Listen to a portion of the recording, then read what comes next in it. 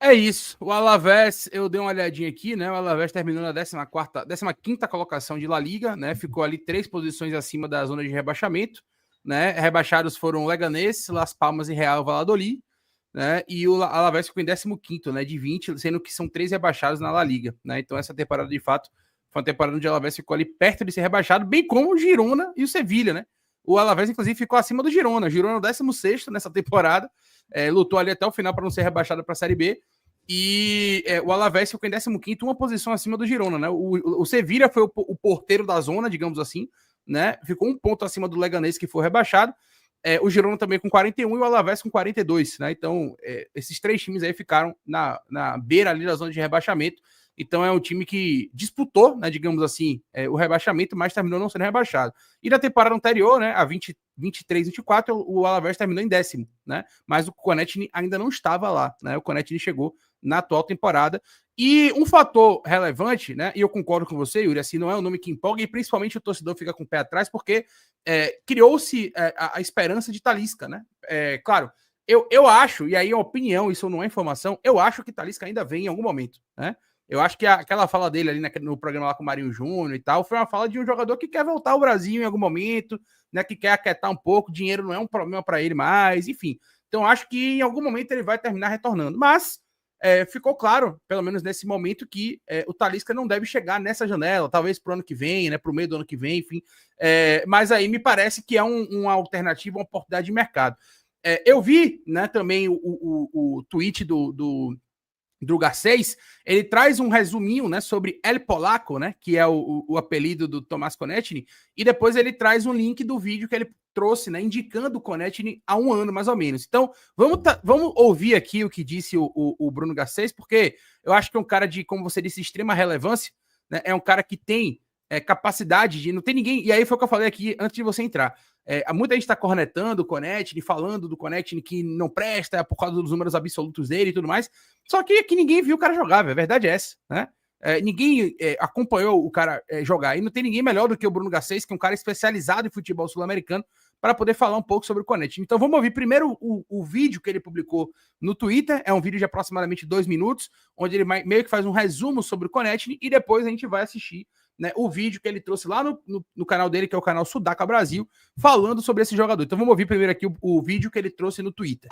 Olá pessoal, vim aqui rapidamente falar um pouquinho sobre o Tomás Konechny, ele polaco, como é conhecido lá no futebol argentino, um extremo que é cria do São Lourenço. Foi lá que comecei a acompanhar ele, até criei uma certa expectativa, porque ele chegou a jogar na base da Argentina e a gente esperava um pouquinho dele lá no São Lourenço, estourando lá, mas ele tinha alguns bons jogos, outros não, né? Variava muito, era um pouco irregular nesse sentido. Foi para a MLS, não acompanhei ele lá, mas na volta ao Godoy Cruz, ao futebol argentino, aí sim consegui ver evolução em Konechny, um pouquinho mais confiante, pisando mais na área, fazendo escolhas melhores nas jogadas, né? E eu acho que aí teve evolução máxima do jogador, Tomás Konechny, um jogador extremamente inteligente para se posicionar, bom chute, boa presença de área, forte fisicamente. Talvez é o que esteja faltando para o Bahia, um ponta mais forte fisicamente. E um jogador que me agradou muito numa temporada 2024, né? Tanto é que eu já indiquei ele no final da temporada, porque eu vi que ele estava pronto para jogar em outras ligas, né? Tanto ele foi futebol espanhol. Aí eu vou ser bem sincero com vocês, eu não acompanhei ele no Alavés, não vi por que não deu certo lá. É um jogador que tem muito potencial nesse sentido, né? Mas que demorou um pouquinho para se adaptar, né? E talvez tenha que ter um pouco de expectativa, assim, um pouquinho de paciência também com ele também, né? De não achar que ele vai chegar já destruindo, mas um jogador que talvez possa encaixar bem nesse time do Bahia, principalmente por causa disso, por ser um jogador que finaliza bem, tem boa presença de área, né? Pisa bem na área, se posiciona muito bem, habilidoso, né? E, lógico, jogador forte fisicamente. Isso pode ajudar muito o Bahia, né, para ter uma opção mais forte nesse sentido, né? Então, eu acho que seria uma baita contratação. Tomás Konechny, ele polaco, como é conhecido lá no futebol argentino. Um abraço, gente. Tchau, tchau. Bom, tá aí, né? O vídeo o resumo do Garcês. E eu vi um comentário interessante aqui no chat também, do Eduardo Luiz, que a gente às vezes tende, né, a ficar muito apegado a essa questão de jogos e tudo mais. Só que para fazer uma análise justa, um recorte justo, a gente também tem que ver a minutagem dele. Por exemplo, ele fez mais de 20 jogos tá pegando muito no pé desses números, né? 27 jogos, 1 gol. E aí a galera tá muito nessa questão. Só que a minutagem dele no Alavés é de 10 jogos, né? Ele fez 900 e poucos minutos. Então, aproximadamente 10 jogos. Então, assim, não é uma minutagem alta. Ele chegou no momento ali, né, digamos assim, de temporada, que talvez não tenha conseguido se adaptar muito bem, né? É a primeira experiência dele no futebol espanhol, né? Ele já saiu do futebol sul-americano, ele jogou na MLS, né? Mas é a primeira experiência dele no futebol espanhol, numa liga mais forte, né? Jogando La Liga, num time que, obviamente, não é um time de primeira prateleira. Ele não era titular absoluto, ele era mais reserva do que titular. Então, são fatores que a gente precisa analisar. E aí o Eduardo Luiz, ele trouxe um resumo interessante. Ele colocou aqui, ó, apesar dos 198 jogos, ele tem minutagem de 110, né? Se você analisar pela minutagem dele na carreira inteira, ele tem uma minutagem de 110 jogos. Nesses 110 jogos, ele tem 23 gols e 21 assistências num recorte justo, né? Segundo o Eduardo Luiz. Ou seja, são 44 participações em gols em 110 jogos de minutagem, né? Se você pegar a minutagem dele, números globais são 198 jogos. Mas pela minutagem dele, né, são 110 jogos que ele esteve em campo via minutagem. E aí quando você pega esses números dele de 23 gols e 21 assistências, né, em 110 jogos a coisa fica um pouco melhor, né? Ele fala que são números interessantes. E jogando na ponta esquerda, principal posição dele, né, que é a posição que eu imagino eu que o Bahia vai utilizá-lo, né, acabar um pouco, inclusive, com essa situação que eu chamo de pulga dependência, né? Quando o pulga não vai bem, a gente fica com um pouco de dificuldade. Do lado direito a gente já tinha o Ademir, já tinha o Kaique, até o próprio Cauli, que vez ou outra também é escalado na função também dali, o Thiago também que pode fazer, que eu imagino até que o Thiago vai funcionar muito mais agora como um 9, um substituto do William José. Então, do lado esquerdo, faltava alguém. Meu ponto, Leiro, assim, de fato, o Bahia precisava de uma contratação. E não só precisava, como desejava há algum tempo essa contratação, repito, já falada pelo técnico Rogério Ceni, e também já com as informações que a gente coleta que o Bahia queria essa contratação há algum tempo. O ponto que talvez não fosse... eu não enxergava como, sei lá, a grande necessidade do Bahia. O que eu sei é que o Bahia não deve parar por aí, o goleiro continua. Não é porque tá trazendo o Tomás que, não, pronto, estão esquecendo de goleiro. Não, em momento nenhum foi esquecida a posição de goleiro, o Patrick continua sendo desejo, isso não tem o que esconder, não tem para onde falar, é o Patrick o grande desejo do Bahia, mas o Bahia vai monitorando o mercado atrás de outro goleiro também, até porque é o grande desejo do clube. Chega para suprir uma lacuna aí o Tomás, se realmente de novo for confirmado essa contratação. Não empolga? Não empolga. É tentar enxergar como pode funcionar dentro desse time do Bahia. Eu até vi que você fez uma publicação também, Yuri, porque o pessoal está perguntando aqui a pergunta sobre Franco Servi, né? O SC Bahia falou aqui, pergunta para ele sobre Franco Servi. Você fez uma publicação também falando sobre alguns outros atletas, né? Na verdade, você meio que fez um levantamento de jogadores, né, para chegar no nome do Konechny.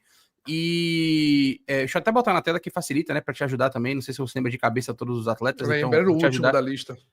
Pronto, é isso. E aí, enfim, você falou que não te empolgava, né, a contratação do Konechny a princípio. E aí no seu tweet você fala que o Bahia estava interessado na contratação de argentino de La Liga, que você filtrou, né, os dois primeiros, né, claro. De reais. Não tem nem como a gente cogitar nesse momento, né, Julián Álvares, 100 milhões de euros, Juliano Simeone, 35 milhões de euros, são dos jogadores, inclusive, que estavam jogando Mundial recentemente. Né? O Ángel Correa é um cara que, apesar de custar 10 milhões de euros, é um cara mais acessível, né? Porque já é um cara mais experiente e foi para o Tigres do México, né? Recentemente, como você colocou aqui. E aí ficaram 4 opções, né? 2 do Alavés, coincidentemente, o centroavante Joaquim Panicelli, né? O outro centroavante também do Betis, o time Ávila, e 2 jogadores de mais de lado de campo, né? Que é o Tomás Konechny e o Franco Servi, que inclusive joga no meu Celtinha de Vigo, né?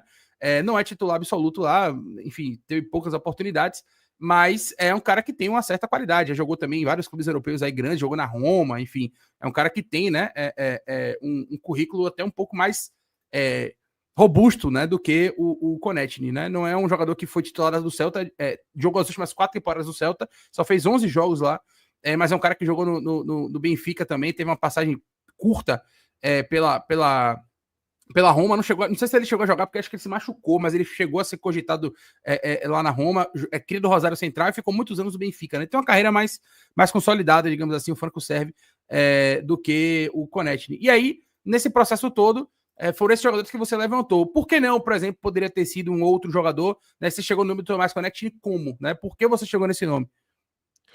Acabou que não ficou muito difícil, né? Quando deu para descobrir que o gringo era argentino, não ficou muito difícil, porque, de novo, os dois primeiros irreais, impossíveis, o Álvares e também o Simeone, o Correa tinha ido para o México, o Panichelli também fez uma boa temporada, está valorizado, o valor de mercado também é alto, o Panichelli é jovem, então imaginei também que não era, até pelo investimento alto que seria feito na contratação, sobrou três. Do último era agenciado. É agenciado pela mesma do Domingo. A mesma agência Domingo, pelo menos pelo Transfer Market, a mesma agência. Então, falei, pode ser. Pela idade, pela posição, pode ser o serve, né? O Ávila é centroavante. E na minha cabeça, pensando que Lúcio vai ser, para mim era uma contratação de um centroavante. Eu não estava nem buscando muito Konechny. E o Ávila também tem notícias de saída. Parece que não vai ficar lá no Bet. Se você pesquisar direitinho, parece que está numa lista de dispensa, está treinando separado. Então eu realmente achava que era o Ávila. Mas aí também apareceu o Konechny, né? Que não fez uma temporada muito boa, terminou em baixa. Jogou aqui já no futebol da América do Sul, tem passagem também pela MLS, assim como tinha também o Santiares naquele momento. Então ficou muito nesses três e acabamos chegando no nome do Konechny, né? Que, enfim, valor de mercado também não é muito alto, enfim, tudo que a gente já falou e encaixa nas características desse time do Bahia. O Clérison Maia perguntou aqui, né? Pode dar certo? Pode, mas qual a chance de dar mais certo? Esse ou o Arthur Cabral do Botafogo? Fato. E é uma comparação um pouco complicada, porque a gente precisa também olhar a questão de valores, né, velho? A gente nem sabe, por exemplo, pode ser que ele chegue, por exemplo, com valores, Yuri, que sejam valores baixos, ou até que o Bahia nem gaste, porque ele tem contrato longo com o Alavés, e a gente não sabe ainda se é um jogador que vai chegar em definitivo, por exemplo, ou se é um cara que o Bahia vai, por exemplo, fazer um empréstimo com opção de compra, ou com obrigação de compra, enfim. Então a gente não sabe ainda o mecanismo da contratação. E mesmo que seja uma contratação de um jogador em definitivo, é um número muito baixo, né? O Botafogo, ele gastou mais de 100 milhões de reais para trazer o Arthur Cabral, né? E é um centroavante, existe uma diferença muito grande também em termos de posição.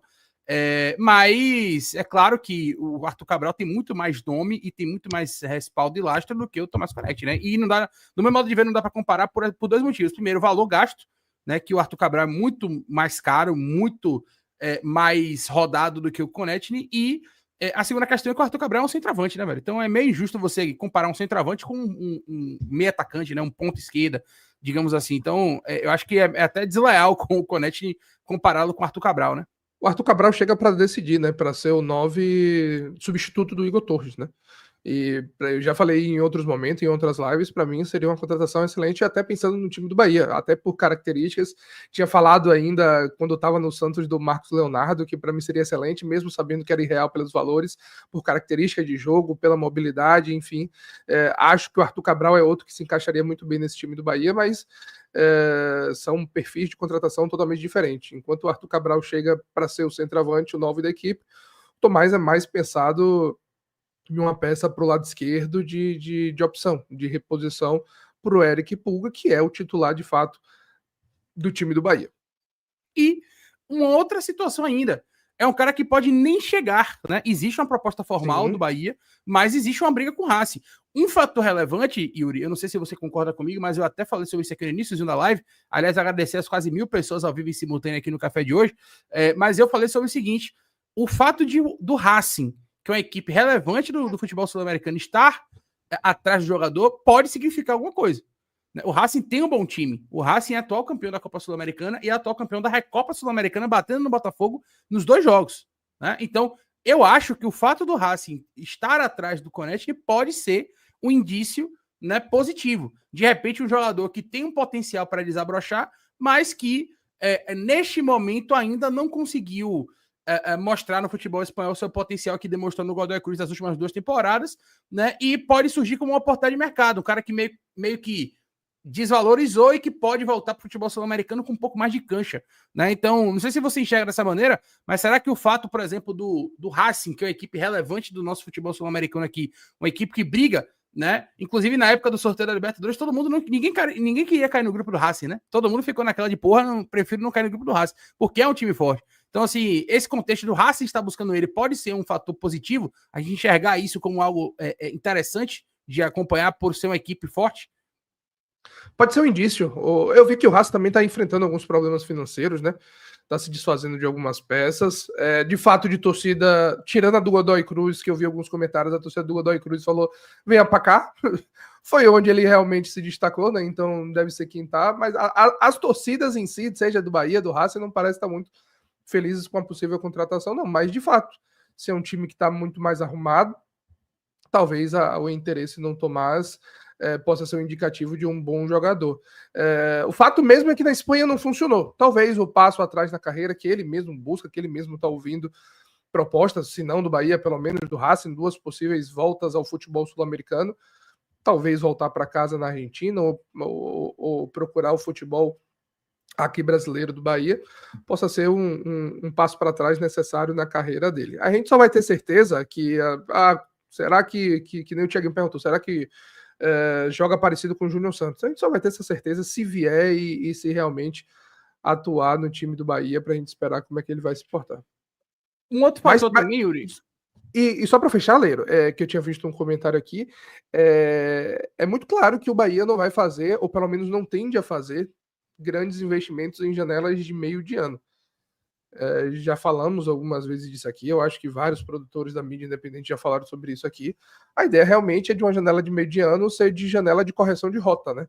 Ser uma janela que quanto mais o Bahia precisa de correção de rota, como foi em 2023, quando o Bahia estava ali brigando para não cair, com sérias ameaças de ser rebaixado, o Bahia fez alguns investimentos naquela janela e pensando nisso, né, em reforçar a equipe. Precisava abrir a carteira para não cair, e que bom, não caiu. Ano passado, você já viu, apesar do grande investimento que teve no Lúcio, foi a contratação do Lúcio e muito mais numa oportunidade de mercado. E sempre falo, não é porque foi caro que não é uma oportunidade de mercado. De fato, o Lúcio foi uma oportunidade de mercado, porque a ideia não é que ele viesse para o Bahia, o Girona estava interessado, quase foi para o Girona umas 2 vezes, ficou naquela conversa e o Cadu conseguiu trazer o atleta para o Bahia. O Lúcio foi uma oportunidade de mercado, mas a ideia é que as janelas de meio de ano sejam justamente de correções de rota, de contratações pontuais que elevem o nível da equipe. Eu confesso para você que é uma contratação que não me anima, tô com você. Por outro lado, eu prefiro aguardar um pouco mais, porque o Augusto Santana ele fez um comentário pertinente aqui, né? Ele falou: esses desconhecidos são os melhores. Eu já exemplo de Cauli e Mingo, ninguém conhecia, hoje são jogadores importantes, né? Enfim, são os melhores. Eu não concordo que seja o Cauli, por exemplo, seja o melhor jogador do Bahia, mas acho que era no sentido de, tipo assim, jogadores que se firmaram de alguma forma, que são importantes hoje no elenco, né? Mesmo depois de chegarem de maneira. Chegarem como desconhecidos. Então, no meu modo de ver. No meu modo de ver, velho, eu acho que a gente tem que aguardar um pouco mais. Deixando claro, tá, galera? Que a gente não tá aqui em cima do muro, muito pelo contrário. Eu tô dizendo que. E foi dito aqui algumas vezes que é uma contratação que não me empolga, que não empolga, né? Melhor dizendo. Mas é um cara que tem um potencial de surpreender, sim, né? E aí, velho, é aquela história. A questão é que. Teve até um comentário aqui, né? O Bruno Garcês falou assim no final do vídeo dele: tem que ter talvez ter um pouco de paciência, né? Com a adaptação dele. E aí, choveu o comentário, né? Pedir paciência para a torcida do Bahia é meio complicado. Enfim, então, eu acho que a gente vai ter um pouco de conflito, né? Nas próximas semanas aí, caso realmente o Connect chegue. Se ele não chegar, né? Jogando bola, se ele não chegar sendo um diferencial, eu acho que a gente vai ter um pouco de dificuldade aí para poder abordar essa contratação. Eu prefiro aguardar, primeiro, a contratação ser efetivada, porque pode nem acontecer, então não adianta também ficar sofrendo por antecipação aqui, né? Então vamos ver se vai de fato acontecer. Se acontecer, quais serão os moldes da contratação. Porque, por exemplo, vamos lá, vamos ser honestos aqui. Se o cara for contratado por empréstimo com opção de compra, né? Chegar aqui no final do ano, ele não for bem, simplesmente ele vai embora, velho. E acabou. Tipo assim, não tem agonia, sabe? Não vai ser um cara que a gente vai, meu Deus do céu, ficar desesperado porque o Bahia gastou uma granaça gigante nele e depois ele foi embora e a gente ficou aqui a ver navios. Não. É um cara que pode chegar com essa aposta, porque aparentemente nesse momento é um cara que pode ser uma aposta barata, né? Eu não vejo o Konechny como um jogador muito caro. Como a gente falou, pode ser que ele chegue em definitivo? Pode. Mas pode ser também que ele chegue de uma maneira que a gente aborda, né? Digamos assim, que é um empréstimo com opção de compra, por exemplo, né? Que seria basicamente você ter, né, um contrato ali de empréstimo com meta para obrigação ou com meta para opção, né? Muita gente fala, por exemplo, do Rodrigo Nestor. Porque o Rodrigo Nestor pagou 40 milhões, o Bahia não pagou 40 milhões e nem sabemos se vai pagar, né? Então é outro sofrimento também por antecipação, né? A gente não sabe 100% as métricas do contrato, né? Algumas pessoas falam que são 25 jogos que ele atua mais do que 45 minutos. Enfim, a gente já está em julho, ele está na metade dos jogos, a gente não sabe nem se ele vai completar as metas nesse momento que são ventiladas, né? Então a galera, eu sinto, Yuri, que a galera às vezes sofre um pouco por antecipação, né? Enfim, eu tenho esse sentimento. Agora a galera tá falando aqui também, Yuri, que você acordar essa hora é programa gravado, né? Enfim. Hater de MG, muito bom. Um abraço pro Hater de MG. E Yuri acordar essa hora, o programa é gravado? De fato. Defenda-se, Yuri, defenda-se. De fato, acordei cedo. Contratação, a gente tem que acordar mais cedo para não perder as notícias. Aí aproveitei, acordei cedo e dormi tarde, porque eu tava falando com o Leiro, acho que era quase 2 da manhã. Foi. Então, acordar um pouco mais cedo em algumas situações é preciso. Hoje, é uma delas. Yuri mandou mensagem pra mim ontem, a gente foi se comunicando até, acho que a última mensagem que a gente trocou ali antes de dormir foi umas 2 e pouca da manhã, 2h20 mais ou menos. Então realmente foi complicado.